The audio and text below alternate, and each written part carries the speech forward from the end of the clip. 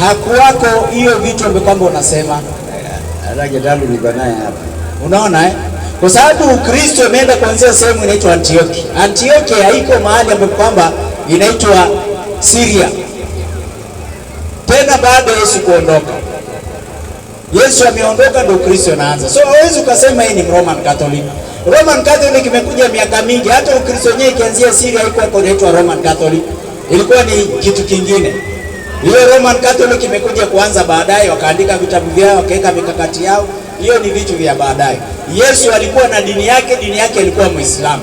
3:52 Qur'an inasema Yesu na wanafunzi walikuwa Waislamu. Na manabii wote ni Waislamu, dini yao moja, dini ya Uislamu. Sijui kama ushanielewa. Hakuna nabii alikuwa Mkristo. Mkristo ni mmoja duniani na mwanzilishi wa Ukristo ni mtu anaitwa Paulo. Na ukitaka kujua ni mwanzilishi wa Ukristo, yeye ndiye mwanzilishi wa Ukristo Syria. Na ukisoma 26-27 Matendo, mfalme anamwambia Paulo, wewe unataka kunifanya mimi Mkristo kwa sababu yeye ndiye alikuwa anafanya watu wa Kristo. Ushelewana vizuri? Ushanielewa? Kwa hiyo usije ukaleta mistake Yesu alikuwa Mkristo. Hakuna nabii wa Mungu amekuwa Mkristo. Manabii wote wa Mungu wa Islam walikuwa wanasema la ilaha illa Allah. TV yatupa matam ya Uislamu tena kwa nidham. Abbas Online TV yatupa matam ya Uislamu tena kwa nidham. Assalamu alaikum wa rahmatullahi wa barakatuh. Alhamdulillah thumma salatu wassalamu ala rasulillah sallallahu alaihi wasallam. Baada ya kumshukuru Allah na kumtakia rehema na amani bwana Mtume Muhammad sallallahu alaihi wasallam, ndugu zangu, siku mbili zilizoisha niliweka video na nikaeleza ile kadhia ambayo kwamba ilikuwapo, ambayo ni kuharibikiwa kwa gari. Na alhamdulillah ikawa tumevuta gari tumeleta hapa, na ikawa baada ya kuleta mechanic akaangalia kasis gari akasema kwamba ile gearbox ina matatizo makubwa, kwa hivyo ni vizuri kuchukua gearbox nyingine. Ndio nikawa nimekuja kwenyu kuuliza kama anaweza pata msaada, ambayo tuliona gharama yake ilikuwa 50,000 kununua gearbox na 10,000 kwa ile kazi ya fundi malipo yake, pamoja na kununua ile oil ya gearbox na vitu kama hivyo. Kwa hivyo alhamdulillah nikazungumza na Waislamu, na kuna wale ambao kwamba walinielewa na wakatumatuma mchango wao kidogo, ila hiyo gharama haijatosha, haijafika. Mpaka sasa bado tuko hapa tunasubiri hiyo gharama ifike, kwa sababu tulikuwa tunataka 60,000 tuseme kwa jumla, na gharama ambayo kwamba tumekusanya kwa jumla ni shilingi 32,000 peke yake, 32,000 peke yake. Ina maana kwamba tuko bado na upungufu wa 28,000. Kwa hiyo ndio ninaongea tena na wale ambao kwamba wanatusikiliza, kwa sababu kuna wengine labda walikuwa wanataka kutuma wakaona pengine gharama imefika, lakini nimesubiri jana kwa sababu singe kutoka haraka, kwa sababu kuna wengine ungoja kidogo kutuma. Kwa hivyo jana yote imepita sijaongea, lakini hakuna chochote kilichofanyika tena jana, na ndio imebidi leo nije niwaambie kwamba gharama kufikia sasa tumepata 32. Kwa hiyo imebaki 28,000. Tukipata 28,000 basi tunatengeza hii gari hapa na kuondoka twende shughuli zetu za da'wa. Kwa hivyo tuomba kwamba wale ambao kwamba bado hawajaweza kutuma, tumeni, kwa sababu tunapokaa hapa na gharama pia kuna kula, kuna nini, kuna matatizo mengi ambayo pia vile vile yanatukumba. Kwa hiyo mtufanyie wepesi ili kwamba tuondoke hapa. Mpaka kufikia sasa tumekaa kama inakaribia siku 5, na hii kidogo inakuwa haiwi vizuri, kwa sababu ni muda inapita mwingi sana. Kwa hiyo kila ambacho kwamba utatuma basi Mwenyezi Mungu atakulipa khaira jaza fi dunia wal akhirah. Namba ambayo kwamba utatuma na taja tena ni +254 724 871 565. Narudia tena, kwa namba ambayo kwamba utatuma ni +254 724 871 565. Alafu tena kwa bahati nyingine ni kwamba baada ya kukaa hapa kuna watu ambao kwamba tuliwaelezea hali yetu, na vile vile wakatualika karibu na hiyo town ambayo kwamba ni kubwa kidogo kuliko hapa. Hapa ni kijijini kwenyewe. Wametuambia hata kama ni siku moja tufanye pale muhadhara. Tunaenda kuchukua taksi leo, taksi kidogo, halafu twende pale tukafanya muhadhara, hata kama ni siku moja wa miomba, hata kama ni siku moja peke yake katika hiyo town kubwa hiyo ambayo kwamba ni ya Modogashe. Kwa hiyo baadaye inshallah tutakuwa tunaondoka hapo tufanye muhadhara, hata kama ni siku moja, ikiwa itawezekana siku mbili, basi itakuwa khairi. Kwa hivyo hatuna zaidi isipokuwa ni kuombea tu dua, Mwenyezi Mungu awafungulie milango za khairi. Assalamu alaikum wa rahmatullahi wa barakatuh. Tulikuwa katika safari kwa ajili ya shughuli za da'wa, na tulipokuwa katika safari yetu tumefika kijiji fulani kule juu, tukapata matatizo barabarani. Manake ngoja nirekebishe kwanza mitambo hapa, manake zina matatizo. Haya, halo, haya, halo,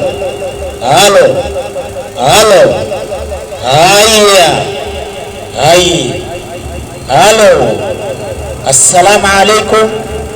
Haya, fikiri kwa sawa. Kwa hiyo tulikuwa tunapita tukienda katika shughuli za da'wa, tukapata matatizo njiani tukiwa na gari yetu ndogo aina ya Probox, ligonga kidogo seal upande ya chini, gari kamoga oil, mwisho tukasimama barabarani, na masaa mengi baadaye tukapata nafuu. Baada ya sisi kuvutwa, tukapelekwa katika kijiji karibu, si mbali sana kutoka na hapa. Kwanza tukaweka gari pale kwanza kwa muda. Sasa kuna rafiki yetu akatuambia kwamba tuingie kidogo Modogashe, manake iko karibu town. Kwa hiyo tukasema maadamu wametuambia tufike, kuliko tunakaa, kwa sababu leo kama siku ya 4 inaelekea siku ya 5, kuliko kukaa tu bila kufanya shughuli yote, sababu lazima tutengeze ile gari ikamilike, na hii ni muda. Tukasema basi tuje hapa, ngata kama ni siku moja ama siku mbili, tuzungumze kidogo na pia wenyeji wa hapa Modogashe. Huenda ikawa Mwenyezi Mungu Subhanahu wa Ta'ala anaweza akaongoza mtu mmoja katika Uislamu, kwa sababu sisi hatusilimishi mtu yote, na sisi hatuna uwezo wa kusilimisha mtu yote. Tunachofanya tunafikisha tu message, tunafikisha risala ile ambayo Mwenyezi Mungu Subhanahu wa Ta'ala amesema ndani ya Qur'an na kufuatia sunna ya Bwana Mtume Muhammad sallallahu alaihi wasallam. Hiyo ndio kitu ambacho kwamba sisi tunafanya. Kisha baada ya sisi kufikisha, Mwenyezi Mungu analeta hidayah yake kwa yule ambaye kwamba anamtaka. Hata Mtume sallallahu alaihi wasallam alikuwa anafikisha, Mwenyezi Mungu ndiye ambaye kwamba anasilimisha, kwa sababu akitaka Mungu asilimu mtu, hata bila mimi wala shekhe wala nani kuzungumza, anaweza akasilimu yote kwa chochote kile anachotaka Allah Subhanahu wa Ta'ala. Kwa hiyo sisi ni wafikishaji, ndio kazi yetu. Leo tuko Modogashe, kesho utapata tuko kwingine, siku nyingine tuko kwingine, mara nyingine tuko kwingine. Si kwamba tunaenda kusilimisha, lakini tunaenda kufikisha kwa kufuatia maneno ya nani, ya Mwenyezi Mungu Subhanahu wa Ta'ala. Anasema ndani ya Qur'ani, wama alaina illa albalaghul mubin. Bimaana hata kama sisi tunafikisha, tuwaambie wale tunawafikishia, si kwamba sisi ni wajuzi, hapana, lakini tuwaambie kwamba sisi kazi yetu ni kufikisha ujumbe wa Mwenyezi Mungu Subhanahu wa Ta'ala. Hiyo ndio kwamba sisi tunafanya. Akipata mtu hidayah, basi tunajua kwamba pia tunafurahi, kwa sababu yule mtu kama anapojua mwongozo wa dini akaingia katika dini, basi inakuwa ni jambo kwamba ni zuri kabisa. Huenda ikawa sisi kuharibikiwa na gari ile ilikuwa ni asbabu tu, ni sababu ya sisi Mwenyezi Mungu kutaka, kwa sababu hatukuwa na plan ya kukaa hapa, tulikuwa na plan ya kupita. Lakini baada ya kukaa pale, rafiki yetu katambia hapa, wa rahmatullahi wa barakatuh. Alhamdulillah, salatu wassalamu ala rasulillah sallallahu alayhi wasallam. Baad, nafikiri narudi kwa mara ya pili, maana nimetangulia kidogo nikaondoka. Sasa ndio narudi, na nimesema jamani, kama kuna mtu ana maswali, this is a rare chance, inapatikana mara moja, tukitoka tunaenda, au ipati tena mpaka hatujui tena wakati gani. Bwana Joseph naona amekuja pale kidogo, amepata mafundisho 2-3, lakini kwa mtizamo wangu nimemtazama nimegundua kitu na Bwana Joseph. Naona kidogo mbona ninyonga sauti. Naona kidogo kama anaelewa Biblia kidogo. Kwa hivyo mimi upenda mtu ambaye kidogo anaufahamu. Sasa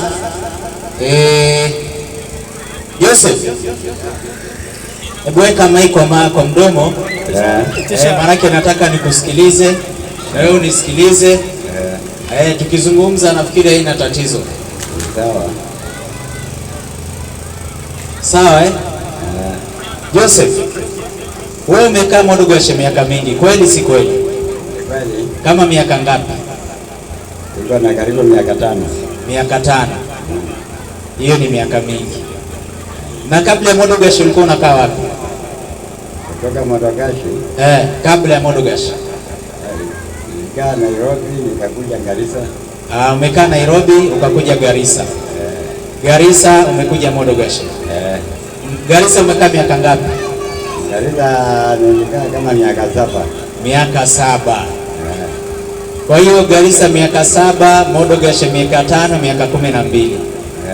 Hiyo ni muda mrefu. Hiyo miaka 12 Bwana Joseph. Lakini nilikuwa nakaa natoka sababu Garissa niliingia 1977. Umeingia 1977 Garissa. Kwa hiyo wewe unaweza kuzungumza labda Kisomali. Sasa kwa ufupi, kama umeingia 1977 ulikuwa kijana ama hata Mbura mimi ndio nilikuwa. Hebu ongea kwa mic nikusikie. 78 umefanyaje? Nilikuwa nafanya Mbura, ndio nilikuwa tunabumbua Mbura. Kura? Mbura 5. Mbura 5.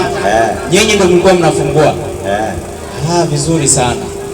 Sasa wewe umekaa katika mazingira ya Uislamu na Waislamu kwa muda mrefu, kwa sababu kama 1977 huko Garissa unakuja unatoka. Mbura 5 mimi nikiwa shule nikiwa mdogo nimesoma kuhusu Mbura irrigation scheme, alafu baadaye katika utu uzima ndio nakuja kuiona. Hata 2027 ndio nilikuwa mahali inaitwa Kolobio nikijenga msikiti. Ulikuwa mahali inaitwa wapi? Kolobio. Ukijenga msikiti? Somalia. Sasa wewe umejenga msikiti, watu wanaingia. Na wewe hujawahi fikiria kuingia kwa msikiti waabudu? Wewe unajengea watu waingie waabudu, waende paradise, wewe ukae nje. Hapo iko sawa kweli? Hata nikaenda ingine naitwa Abada akiwa analegea Kismail. Msikiti. Kwa hiyo umejenga misikiti miwili. Hata sio moja. Tuseme ni nyingi. Kwa ufupi inamaanisha wewe ni fundi, ni mjenzi, unajenga, sio? Na umejenga misikiti mingi. Na umekaa katika mazingira ya Uislamu kwa muda mrefu. Sana. Ni nini kinachokuzuia kwa miaka yote hiyo wewe kuwa Muislamu? Ni nini ambayo haijakupendeza mpaka umekaa kwa mazingira ya Uislamu muda mrefu, alafu baada ya kukaa katika mazingira ya Uislamu muda mrefu tena wewe hausilimu? Kwani kuna shida gani? Ama ni nini muone upande wa Uislamu? Hakuna kitu niliona mbaya. Ndio. Lakini unajua Uislamu ndio ni roho ya mtu.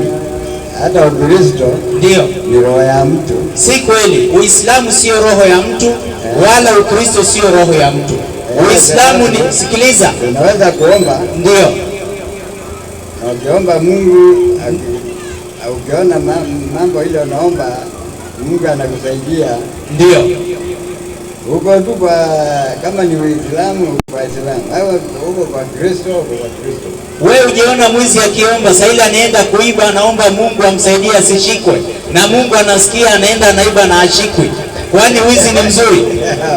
Kwa sababu maneno unayozungumza unaleta maana kwamba ikiwa mahali ukoomba Mungu, Mungu akasikia dua, basi hapo mahali pako sawa. Na sisi tunajua waizi wote ulimwenguni leo, akienda kuiba kwanza anatangulia narudi kwa Mungu, anaambia Mungu nisaidie leo tu nisichikwe, leo nisiposhikwa mimi sirudi kuiba. Anaenda anaiba, Mungu anamsaidia, hashikwi. anatoka pale salama. Sasa inamaanisha wizi ni mzuri? Sio mzuri. Kwa hiyo haimaanishi kwamba ukiomba Mungu asikie maombi hajamaanisha uko pale pazuri, si ni kweli? Ehe. Ili uwe katika njia nzuri, Mwenyezi Mungu ameleta mitume, Mwenyezi Mungu ameleta manabii na Mwenyezi Mungu ameleta mafundisho. Ndio sababu kuna kitabu inaitwa Taurati, ndio sababu kuna kitabu inaitwa Injili, ndio sababu kuna kitabu inaitwa Zaburi, ndio sababu kuna kitabu inaitwa Qur'ani. Hii yote ni vitabu vya Mungu, vinamfundisha mwanadamu amjue Mungu. Akishamjua Mungu atajua dini ya kweli ya Mungu. Sio unafuata roho yako. Ukifuata roho yako utakudanganya. Sijui kama ushanielewa. Nimeshakuelewa. Leo watu wengi wanafuata roho zao, wanafungua makanisa kila mahali. Mpaka wengine wanafuata roho zao, wanaenda kufunga, wanakufa kwa njaa. Si umesikia ile maneno yalitokea kule sijui Shakahola? Watu walifunga wakafanyaje? Unaona eh? Kwa hiyo mara nyingine ukifuata roho, usifuate mafundisho, utakuelekeza pabaya. Tuko pamoja? Tuko pamoja. Sasa wewe hebu niambie kabisa, kitu gani kibaya umeona kwa Uislamu ikakukataza wewe kusilimu? Hakuna kitu mbaya. Asante. Wacha nirudi hivi. Ngoja kidogo. Turudi hivi. Ni nini mzuri iko katika Ukristo na kufanya unabaki pale? Kwa sababu huko hakuna ubaya. Sasa inamaanisha labda katika Ukristo kuna mambo mazuri ambayo mazuri hayo nikisikia mimi. Hapo unaona wote Waislamu, unaona kutoka kule mpaka kule. Na sisi pia nataka kuona uzuri. Sasa kama kwenyu kuna uzuri, hebu tuambie ni uzuri gani kwa kule, sisi tuje pia tuwafuate. Ni kuimba. Maana mimi ni mwimbaji mzuri, si unione hivyo. Hata na kushinda. Kweli ni ajabu kumbe kwa kifo chake Bwana Yesu aliyeambwa pale mtini. Kwa hiyo ukisema kuimba sisi tuna zawadi. Sasa hebu mpatie mic. Ni nini kizuri? Waislamu hapa wako wanasubiri kusikia mambo mzuri katika Ukristo iliyomfanya Joseph abaki kule, na sisi tukiona ni mzuri pia tukufuate. Ama kama kuna mtu yuko kule nje anaweza kuja kumsaidia mzee Joseph, pia tunamkaribisha. Atuambie kwamba katika Ukristo uzuri yake ni hii. Na sisi pia Waislamu tusikie ndio uzuri wa Ukristo, pia tuwafuate. Kama kuna mtu pia pale nje anaweza msaidia mzee pia aje. Tunampatia ruhusa, kitu kimoja kiko wazi. Mzee Joseph, tuambie uzuri wa Ukristo. Unajua Ukristo ni kuomba Mungu. Ukristo ni kuomba nini? Kuomba Mungu. Asante. Hii Ukristo ni kuomba Mungu umetoa wapi? Sababu. Angoja kabla ya sababu. Kabla ya sababu umesema Ukristo ni kuomba nani? Mungu. Kwa hiyo inamaanisha kwamba hii ni ufafanuzi umetoa, na ili utoe ufafanuzi hii lazima umetoa sehemu fulani. Ni wapi umetoa kwamba Ukristo ni kuomba Mungu? Ukristo ni kuomba Mungu, Uislamu ni kuomba Mungu. Sisi tunaomba Mungu mmoja. Hiyo yote ni hiyo tafsiri ya kichwa. Uislamu si kuomba Mungu. Uislamu maana yake ni amani, ni peace, ni total submission to the will of God. That is Islam. Islam means peace. Islam means total submission to the will of God. That is Islam. Ushaona eh? Sasa Ukristo ina maana nyingine. Hebu mpe huyo 1:16 Mathayo. Sasa ukisema Ukristo ni kuomba Mungu, hiyo ufafanuzi hamna. Ukisema Uislamu ni kuomba Mungu, hiyo ufafanuzi hakuna. Hiyo ni ufafanuzi unatuletea sahihi. 1:16 Mathayo, sikia. 1:16 Mathayo. Yakobo kamzaa Yusufu. Yakobo akamzaa Yusufu mwanae mmewe Mariamu. Mmewe Mariamu aliyemzaa Yesu aitwaye Kristo. Aliyemzaa Yesu aitwaye Kristo. Hebu mpatie mzee Joseph. Mzee Joseph. Umesikia habari hizo? Nimesikia. Mumewe Yusufu akamzaa Yusufu akafanyaje? Mariamu Yakobo akamzaa Yusufu. Haya, mpe. Yakobo akamzaa Yusufu mumewe Mariamu aliyemzaa Yesu aitwaye Kristo. Yesu aitwaye nani? Kristo. Kwa hiyo Kristo ni jina ya nani? ya Yesu. Na wewe unasema tu Kristo ni kuomba nani? Na kumbe ni jina ya nani? Ya Yesu. Umeona vile unatudanganya. Mzee Joseph, sasa mimi narudi kwako. Hii mambo tuache sasa. Uko na swali kwa Waislamu? Swali kwa Waislamu? Hebu uliza swali lolote na kusumbuanga kila siku. Hata hakuna swali naweza uliza. Kwa nini wakati unakataa kuwa Muislamu? Kwa sababu mimi nataka kinachokufanya usiwe Muislamu. Leo ni jibu, nikitoka hapa natoka Joseph amekuwa Muislamu. Lazima kuna maswali mengi. Sababu kitabu niko nacho hapa. Kitabu? Hiyo kitabu naijua?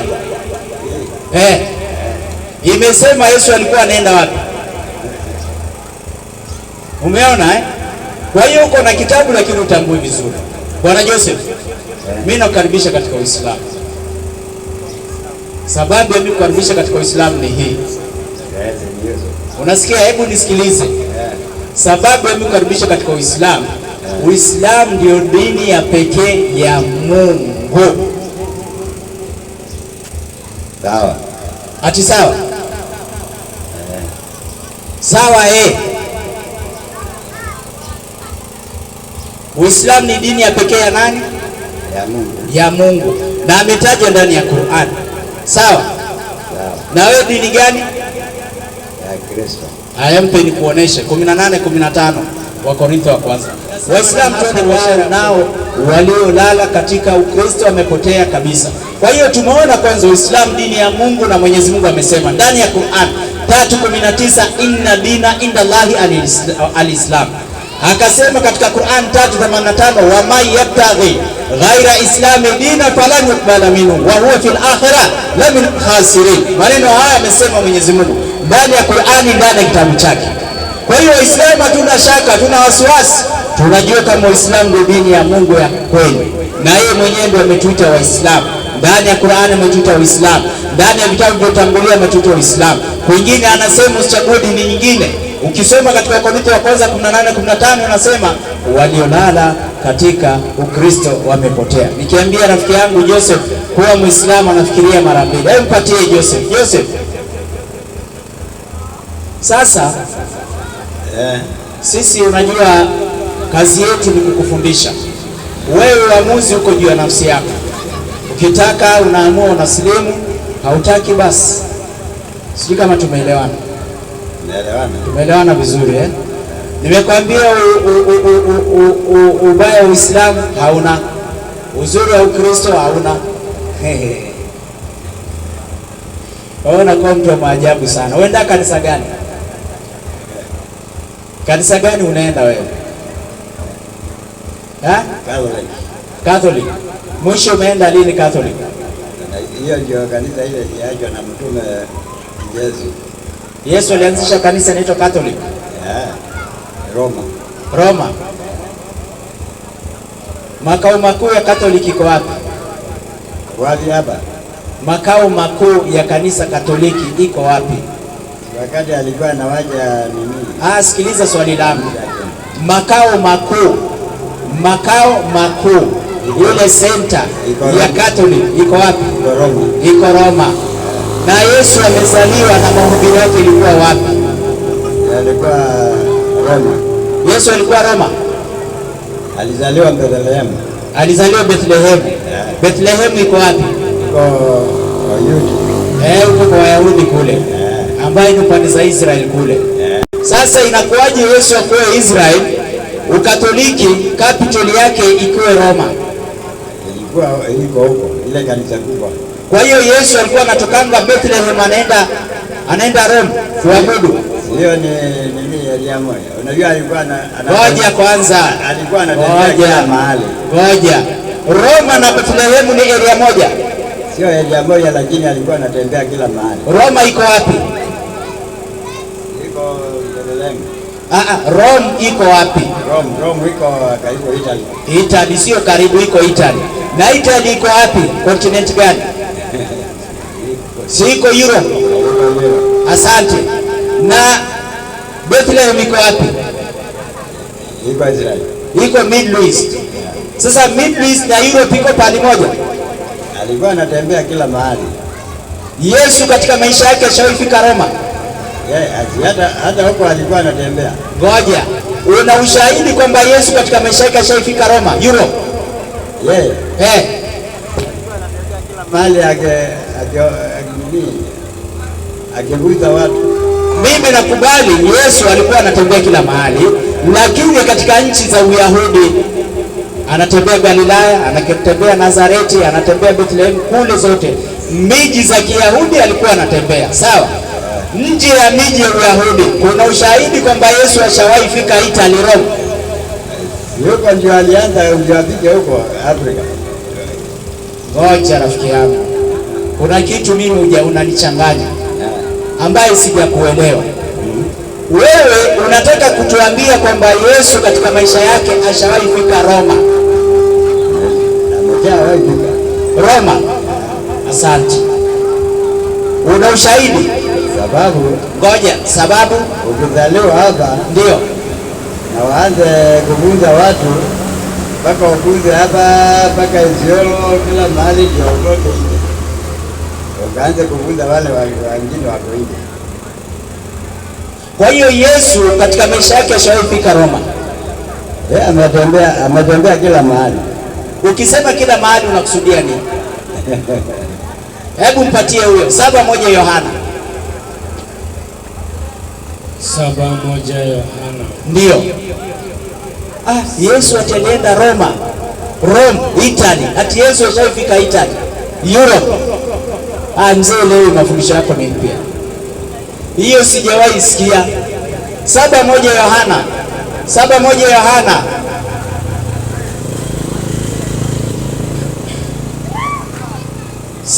Yohana. Ndio. Hebu mpe mzee mwenyewe asome. Mzee, si unajua kusoma? Soma na sauti tusikie. 7:1 Yohana. Alafu mwalimu mbaki dakika ngapi nifunge? Na baada ya hayo Yesu alikuwa akitembea katika Galilaya. Baada ya hayo Yesu alikuwa akitembea katika Galilaya, si ndio? Kwa nini hakutaka kutembea katika Uyahudi? Yesu hakutaka kutembea katika Uyahudi. Kwa nini? Kwa sababu Wayahudi kwa sababu Wayahudi walikuwa wanataka kumuua. Kwa hiyo Yesu alikuwa anatembea Galilaya peke yake. Alikuwa hatembei katika Uyahudi. Kwa sababu Wayahudi walikuwa wanataka kufanyaje? Walikuwa wanataka kumfanyaje?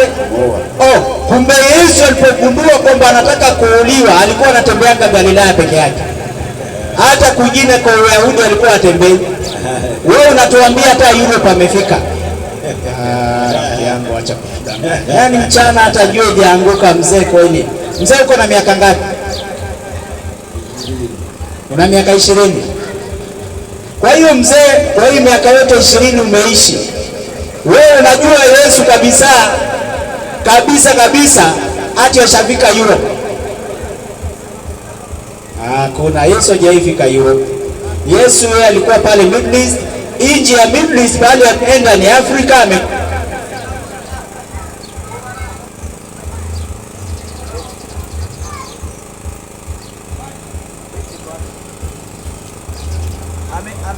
Amekuja hapa Misri, basi hakuna kwingine.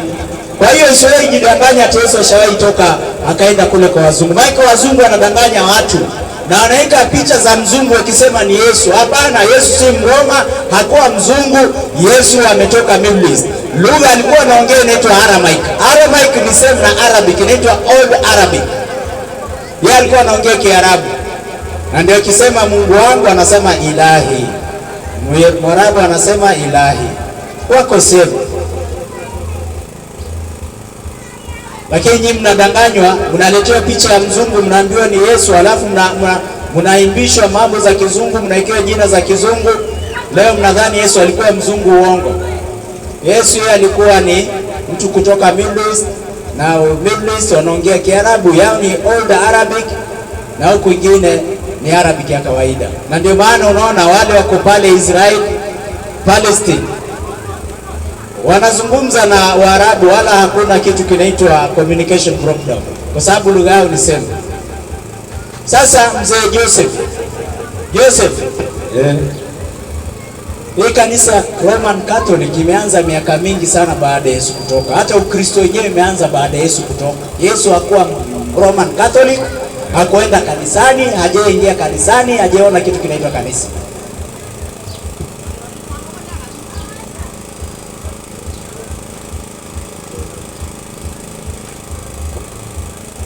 Umesikia? Hakuwako hiyo vitu ambavyo kwamba unasema. Hata kitabu niko naye hapa. Unaona Kwa sababu Ukristo umeenda kuanzia sehemu inaitwa Antioki. Antioki haiko mahali ambapo kwamba inaitwa Syria. Tena baada ya Yesu kuondoka. Yesu ameondoka ndio Ukristo unaanza. So hawezi ukasema hii ni Roman Catholic. Roman Catholic imekuja miaka mingi. Hata Ukristo yenyewe ikianzia Syria haikuwa inaitwa Roman Catholic. Ilikuwa ni kitu kingine. Ile Roman Catholic imekuja kuanza baadaye, wakaandika vitabu vyao, wakaweka mikakati yao. Hiyo ni vitu vya baadaye. Yesu alikuwa na dini yake alikuwa Muislamu. 3:52 Qur'an inasema Yesu na wanafunzi walikuwa Waislamu. Na manabii wote ni Waislamu, dini yao moja, dini ya Uislamu. Sijui kama ushanielewa.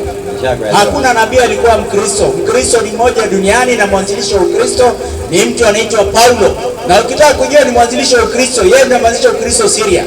Na ukisoma 26-27 Matendo, mfalme anamwambia Paulo, wewe unataka kunifanya mimi Mkristo, kwa sababu yeye ndiye alikuwa anafanya watu wa Kristo. Shelewana vizuri? Ushanielewa? Kwa hiyo usije ukaleta mistake Yesu alikuwa Mkristo. Hakuna nabii wa Mungu amekuwa Mkristo. Manabii wote wa Mungu Waislamu walikuwa wanasema la ilaha illa Allah. Hakuna nabii alikuwa anasema Mungu ana mtoto. Wewe unaamini Mungu ana mtoto? Hana mtoto. Hana. Alafu wewe ni Mkatoliki. Wakatoliki wanaamini Yesu ni Wakatoliki bila kuamini Yesu ni mtoto wa Mungu, Katoliki haikui. Kwa sababu wanaamini Maria ni mama wa Mungu. Yesu ni mtoto wake, ni mwana wa Mungu na yeye mwenyewe Mungu. Na wanaabudu mpaka Maria. Kweli unadanganya ama nasema kweli? Maria alikuwa bibi ya Joseph. Kabisa. Na si ni mama ya Yesu. lakini kuna sala ya kwa Roman Catholic. Maria mtakatifu. Maria mtakatifu. Maria mtakatifu. Sala ya Roman Catholic wanasema Maria mtakatifu. Wanasemanga Maria mtakatifu. Wanasema Maria mtakatifu, mama ya Mungu. Mama ya nani? Mama ya Mungu. Mama ya Mungu. Wewe ina maana Roman Catholic hujaenda muda mrefu. Sala ya Maria katika Roman Catholic. So wanasema Maria mtakatifu, neema iwe nawe na uwe nawe. Kwa hiyo Mungu ako na mama. Kwa hiyo sala na mama. na nyimbo wa sababu Maria mama wa Mungu. Mungu hajazaliwa. Sasa wewe, mimi ninavyokuona wewe sio Mkatoliki. Kwa sababu hawezi kuwa unavunja imani za Katoliki hivyo. Wewe mafundisho yako ni tofauti na Mkatoliki. Yaani wewe ni Muislamu lakini unajificha, hutaki kusema. Basi tukuite Yusufu mara moja. Tamka shahada, sema ashhadu. Rudia nyuma yangu kwa Muislamu. Sababu naamini Yesu mtume wa Mungu, Mungu hana mtoto, Mungu hana mama. Sasa hiyo imani yote Catholic wanaamini Mungu ana mama, Mungu ana mtoto na Yesu ni mtoto wa Mungu. Wewe yote unakanusha. Mbona usiwe Muislamu? Unaogopa kusujudu ama unaogopa kufunga Ramadhani? Tuambie. Ni unaogopa? Yesu unajua hakuzaliwa kwa nini? Alizaliwa kwa miujiza ya Mwenyezi Mungu. Sisi tunakubali hivyo kwamba Yesu alizaliwa kwa miujiza ya Mwenyezi Mungu, na leo kama kungekuwa Biblia duniani, hakulala na mwanaume. Hiyo tunakubali kabisa. Kama hata kungekuwa na Biblia duniani, sisi tungeamini. kwa sababu imefundishwa katika Qur'an. Qur'an kuna sura inaitwa chapter Mary. There is a chapter in the Holy Quran called chapter Mary. Imezungumza habari hiyo kwamba Mariamu alipata mimba. Kwa nini? Kwa miujiza, na akazaa mtoto bila ya mwanamume. Tunajua leo Biblia kama ingekuwa duniani Waislamu wangemjua Yesu. Sijui kama ushanielewa. Nimekuelewa. Vizuri sana. Tena Waislamu wanamjua babu yake Yesu. Wewe unajua babu ya Yesu anaitwa nani? Sasa sisi tunaojua babu ya Yesu na wewe hujui, nani anajua Yesu zaidi? Ushanielewa vizuri eh? Nimekuelewa. Waislamu wanamuelewa Yesu kuliko Wakristo. Wakristo hawamjui Yesu. Leo ninasema kwamba muujiza wa kwanza wa Yesu ni kutengeza pombe. Muujiza wa kwanza Yesu kutengeza pombe. That's a bad message to the drunkards.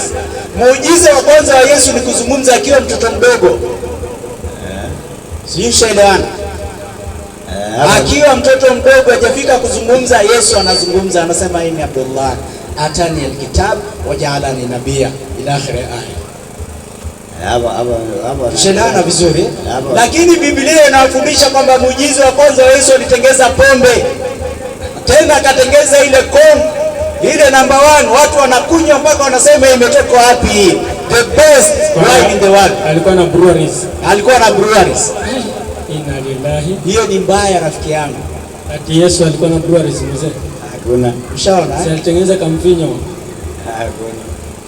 Ndio unaona sisi Waislamu mafundisho kama hayo tunakataa, tunamtakasa Yesu, tunasema Yesu ni nabii wa Mungu mtakatifu, hakutengeza pombe, yeye hakufa kifo cha laani, lakini nabii wa Mungu mtakatifu. Na leo kama kusingekuwa Biblia duniani, Waislamu wangemjua Yesu. Ushanielewa? Na wewe kama hakungekuwa Biblia duniani usingemjua Yesu. Ungebaki kwa giza. Mpaka sisi Waislamu tuje kwenyu tuwafundishe. Waislamu takbir.